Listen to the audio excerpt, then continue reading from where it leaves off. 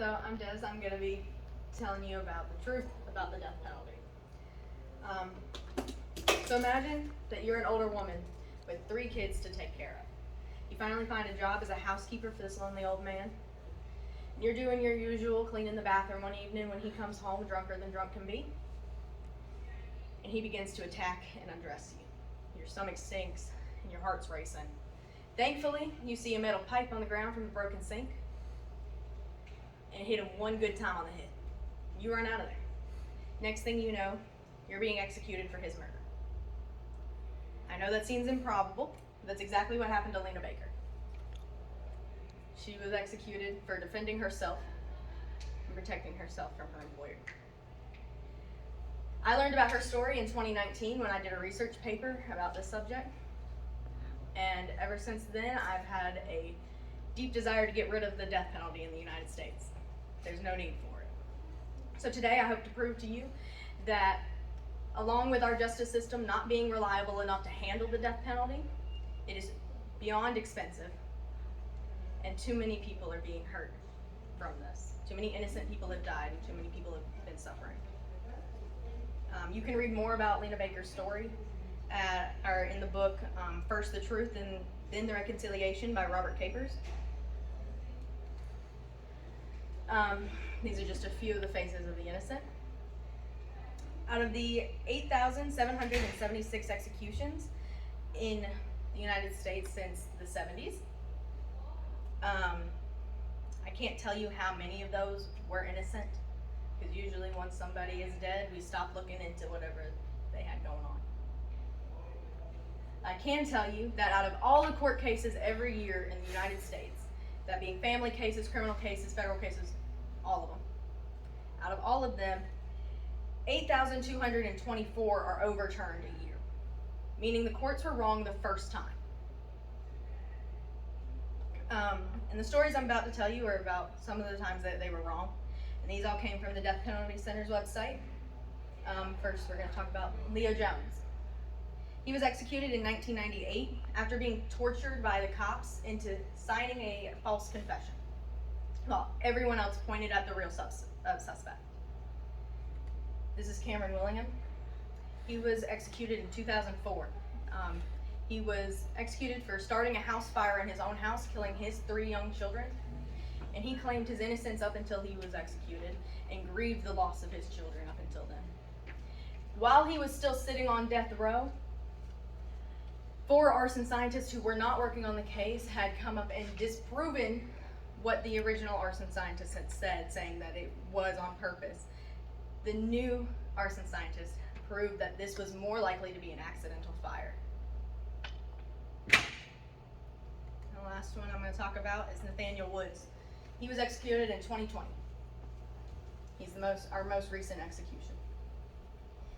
His entire case was filled with racism, false testimonies, coerced testimonies, and just wrongful trial.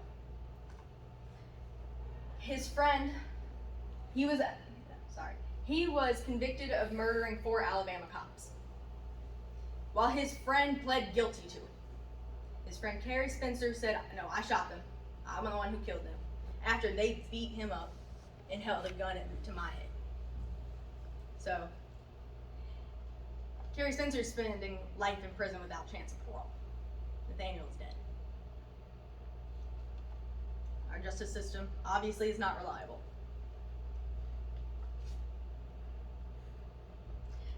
Out of the 8,776 executions, as well as some of them being innocent, a lot of them get botched. So the executions just go wrong. More suffering is placed on these people, victims really, than need be. So I want to tell you a little bit about Doyle Lee Ham. He was executed in 2018. Now, he was guilty. I'll give him that. He was guilty. But as I learned from the book Botched Executions and the Struggle to End Capital Punishment by Austin Strapp, a political scientist, Doyle Lee Ham had lymphatic cancer, and during his when he was sentenced to be executed, his defense team, his defense counsel, argued that they should not go for the lethal injection because of his cancer. You cannot find a vein. You will not be able to kill him with the injection. They tried anyway. They kept sticking this poor man with needles for 2.5 hours. All over his legs, which you can see here, all over his arms, some puncturing his groin, some puncturing his bladder, some even in his femoral arteries. They walked him out alive still after 2.5 hours, and they only gave up trying to kill this man because they were reaching a deadline that prohibits them from doing anything after midnight. I don't know about y'all. I don't want to see my family look like this ever. Now, how this affects you, because you might think, I'm never going to end up on death row. I'm not a bad person. Neither was Lena Baker. Neither was Nathaniel Woods. But this also affects your wallet. Everything that pertains to a death penalty case, as we see in death penalty versus life incarceration, a financial analysis by Torrin McFarlane. He goes on to explain that the price of a death penalty trial, the case, the execution, all of that triples from the price of a normal case. As you can see with all this, most of your cost is your post-conviction. So when you do pay for a life sentence, like that's where most of your costs are. But if you look in here, the trial cost, immediately that's more than triples on that graph. But, so my suggestion, my solution to this issue, get rid of the death penalty. Just get rid of it. It's unnecessary, we do not need it. It has been proven to not be a deterrent against crimes. If somebody's gonna commit murder, they're gonna commit murder. They're gonna do it.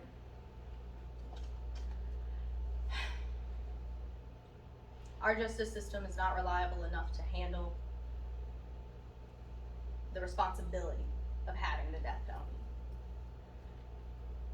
It is, too many people have been put through too much because of the death penalty. Too many innocent people have lost their lives. And it's just too expensive, and it comes out of our pockets. People who will never see a death penalty case in their life, it's coming out of our pockets.